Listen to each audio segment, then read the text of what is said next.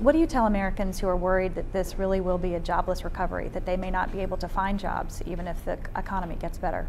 Well, obviously, we are deeply concerned about the employment rate. It's one of the things that I am most focused on when I think about long-term economic policy.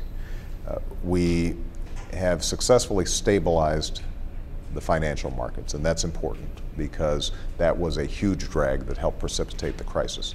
We've started to see some stabilization on housing, but what we're still seeing is too many jobs lost, too many families who are worried about whether they're going to be next in terms of job loss or whether they can find another.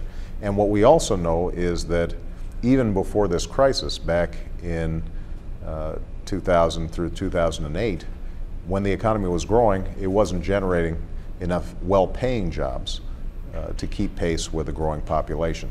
That's why, even as we deal with these short-term crisis issues, it's so important for us to lay the foundations for long-term economic growth. We've got to figure out what the next growth engine is beyond credit card debt and home equity loans and derivatives on Wall Street. And that's the reason why we've emphasized reforming our healthcare system, which has been a drag on our overall economy, and why clean energy is so important. Because if we're weatherizing every building and home in America, if we are creating windmills and solar panels and biofuel facilities, that is a huge promising area, not only for jobs here in the United States, but also for export growth.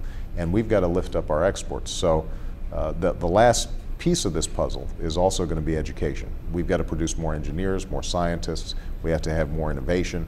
And although it's been more quiet than some of the other reforms we've been talking about on energy and healthcare, our Secretary of Education is really emphasizing how do we lift up performance for all our children so they'll be prepared for the jobs of the 21st century.